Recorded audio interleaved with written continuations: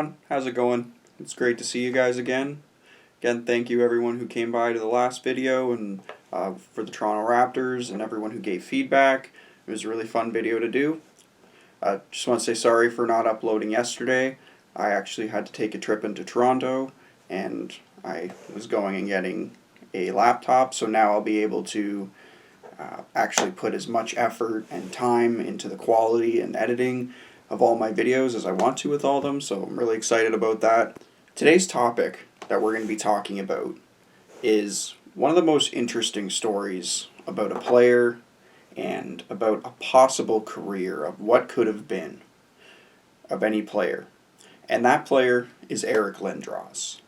As a lot of people know, Eric Lindros was known as the next one. And no one was given that tag, any tag or any referral to the great one, let's just say. So anyone that was being called the next one had to be a very special player. And obviously I wasn't alive for when Lindros was playing for the Oshawa Generals in the OHL, and I wasn't alive for his very early seasons, and I can't say that I watched him, and with many memories, that is. The stories that I hear about him, and a lot of things come from close family, and people that were able to see him live. Again, I live in Ontario, so the Ontario Hockey League's really big, and the person that I was talking to told me that they went and were going to see Lindros, and that there was so many people that were crowding in to see him that in the standing room only, where it's the final row above the seats, there were people packed to the wall. So it was a complete fire hazard and everything. There were people that were sneaking in, and people were just trying to get a glimpse at Lindros. And I've never heard of a player like that people would do that for. Even with Connor McDavid, I didn't hear about people doing that. He must have been really special and really hyped up as an up-and-coming guy. After his time with the Oshawa Generals, he was initially drafted first overall in 1991 by the Quebec Nordiques. And he made it public that he did not want to play for the Nordiques. And so he went back and he played for the Canadian team, which he just wanted to make sure he was staying in shape and everything, and NHL ready for whenever he was called upon. And the Nordiques didn't want to budge. They wanted Eric Lindros, and they tried enticing him, they tried selling him on Quebec. Ultimately, it was unsuccessful, and he was eventually dealt to the Philadelphia Flyers, where he made his NHL debut. And the trade package that came back was mostly draft picks, with a couple player swaps and a couple guys that never made an impact, but the main guy that did make the impact, and this trade definitely changed the course of NHL history, was the Quebec Nordiques got back Peter Forsberg, back from Philadelphia. And if you remember that, obviously the Quebec Nordiques are not around anymore. They relocated to Colorado, and they're now the Avalanche, and Peter Forsberg carved out an amazing career there, winning Stanley Cups. And you just think, what if he stayed with the Flyers? Would he have developed into the player that he was, and would the Flyers have more cups in that era of the 90s?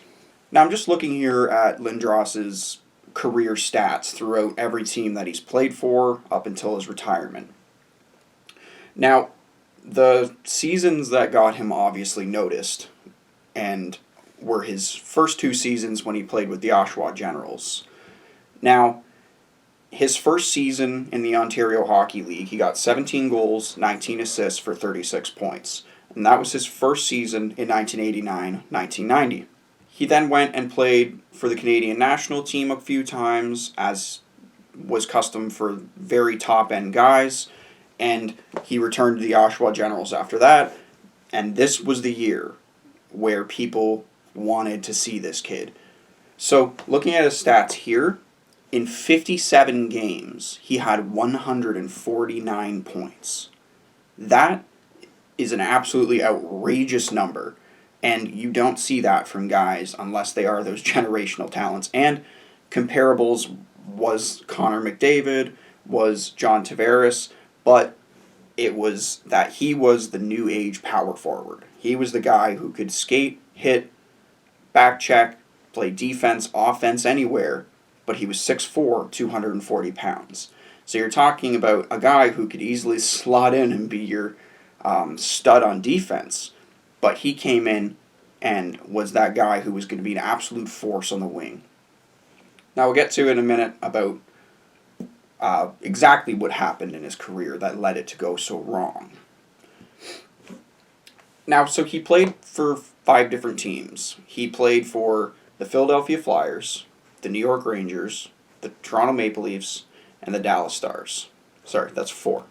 His career totals, which it's kind of sad to see because you're thinking about what it possibly could have been again. He finished with only 760 games played. And he was very close to getting to that 1,000 game. A couple more seasons he would have got there. And he was sitting on just under 500 assists, 493 assists. And he was approaching 400 goals. So right then and there, he was going to be a top-end player when he retired. And even with those numbers, a lot of players to get close to 400 goals and 500 assists and almost 1,000 points. 1,000 points is one of the most respectable things that you can get as a forward. And even if you got it as a defenseman, but obviously he's a forward. And he was really known for the penalty minutes. He had 1,400 penalty minutes at the end of his career, but he got them a lot with fighting and big hits, so really impactful penalty minutes. And I know impactful penalty minutes isn't really a thing that people look at or appreciate these days because you don't see people getting 200 or 300 penalty minutes a year and getting praised for it. It's more of the way they look at it today is, I want my best player to be on the ice, and they look and say, he spent 140 penalty minutes in the box where he could have been on the ice. So I know a lot of people from different eras have different opinions on that, but it shows that he was able to do that and be absurdly effective. The tale of his career, the main gist of it was obviously injuries. It seemed like every time someone looked, Lindros was getting injured. And it's really hard to quantify and come up with a real reason of why players are injury prone. Especially players like his size. You're thinking like guys are going to bounce off him, he's going to absorb checks better. But he was that guy that it didn't take much to rattle his brain around. So he suffered a lot of injuries, and in Philadelphia in his first year, he had 2 concussions back to back. And after returning, so this is one of the injuries that a lot of people didn't know. So he returned after those 2 concussions, and he took a slap shot to the ribs right after he came back. And it just seemed like a rib injury, so they took him out, and he went and tried to just sleep it off, tried to see how he'd feel in the morning. And so what happened was there was something else going on, because what happened was he was sharing the team hotel room with one of his players, or one of his teammates, and he obviously was trying to recover from his rib injury. His teammate came in and didn't know where Eric was, and it turned out that he was in the bathtub. And he came in, and he was completely pale and absolutely feeling sick, and he was cold and shivering. And what happened was, it turned out the slap shot actually collapsed one of his lungs, and it caused internal bleeding. And the doctor who treated him in Nashville, where they were playing, told him that if his teammate didn't stumble upon him and Lindros fell asleep, he likely would have died. Now, what I look at is that concussions are very different.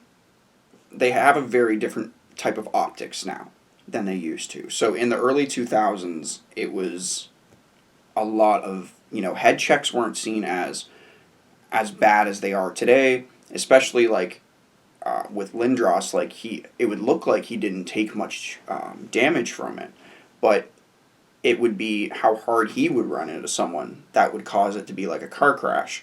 And he would keep going and he wouldn't fall down or something, but it would turn out that he had another concussion. And when you have a concussion already, you're more prone to having another one afterwards.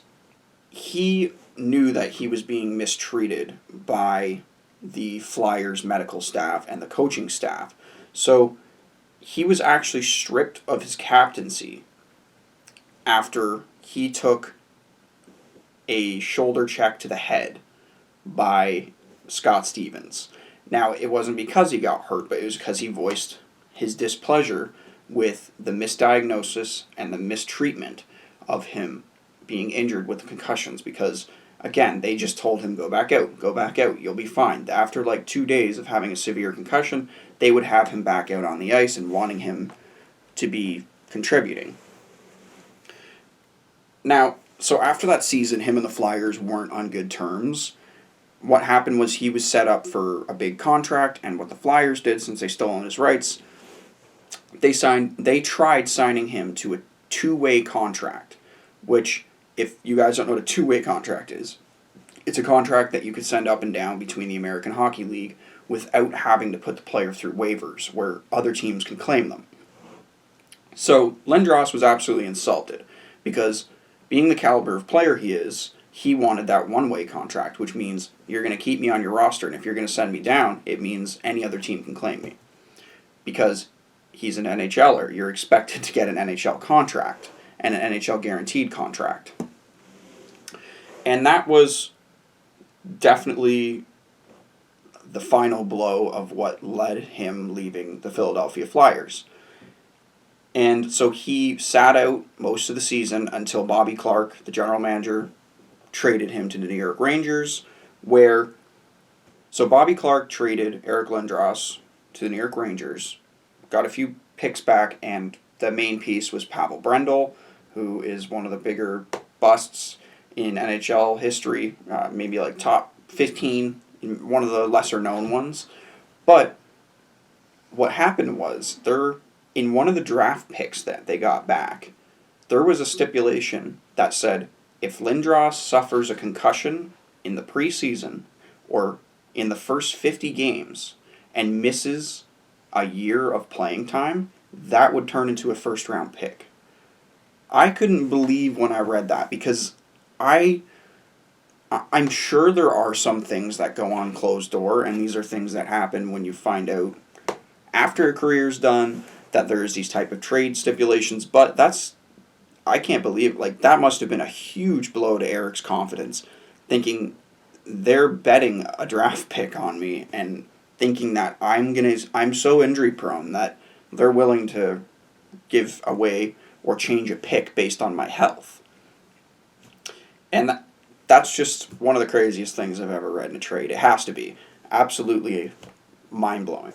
What ended up happening, he did end up suffering another concussion. So by this point, from 1991 to the end of his tenure with the New York Rangers, this was his 8th concussion.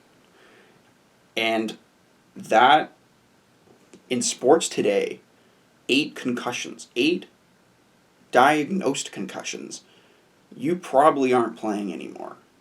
And he probably suffered so many more. And whatever made him more susceptible to getting concussions, we don't know. There isn't anything that you could say of why he was more susceptible. Maybe he was the one person who wasn't afraid to come out and say, hey, this is how I'm feeling. Again, there's a big stigma around concussions for some reason.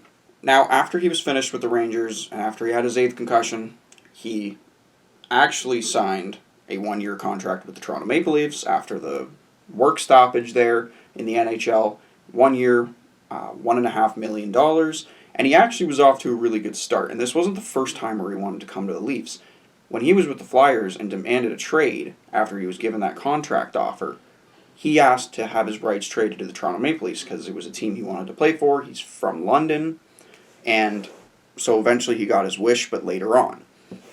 Now, he had a really good start to the season. He had 22 points in 32 games to start off. And obviously this wasn't prime Lindros, but he was doing really well with this Leafs team, a really questionable, offensively talented Leafs team. We don't, if Lindros was a fit, we don't really know, but early on I guess he was. So what happened was, he didn't suffer a concussion, but he tore a ligament in his wrist. And he also was really prone in his career to re-aggravating these injuries. And that's exactly what happened. He came back and he re-aggravated it. And After missing 27 games initially with that first ligament tear, he missed the rest of the season for the Leafs. And the Leafs obviously didn't make the playoffs that year in 05-06. And in 2006-07, he signed a one-year deal, which would be his last year in the NHL, with the Dallas Stars. And he would see his last bit of playoff action where he would score a goal in the Stanley Cup playoffs in 2007. That was it for his career. He announced his retirement after playing a short stint with the Dallas Stars. Again, that was a pretty injury-free season, relatively, compared to all the rest of it. But what do you guys think that Eric Lindros could have been? I just want to know, because I didn't get to see him play.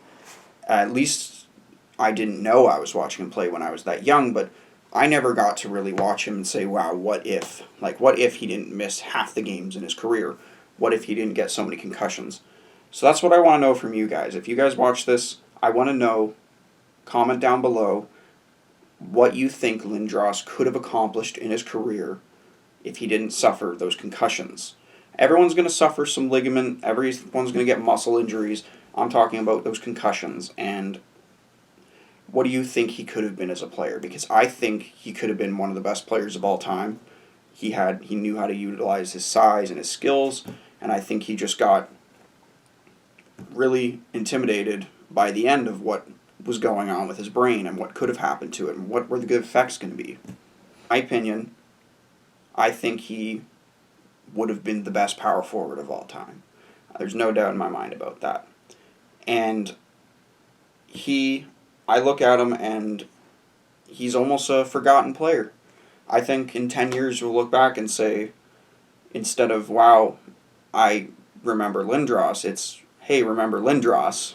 Like, that's the thing. There's this emptiness of thinking those moments that are missing from the Stanley Cup playoffs, those moments that are missing from him possibly winning a Stanley Cup, and what teams he would have accomplished that with. And would he retired at 34? Would his body have been that much better, and his brain and his motor functions been that much better when he was 34 years old if he had a clean bill of health? Alright, so that's my Eric Lindros video. It was a lot of fun doing it, especially with my new laptop. I got to do some more typing and do a lot more research than I could do on a piece of paper, and it was really fun.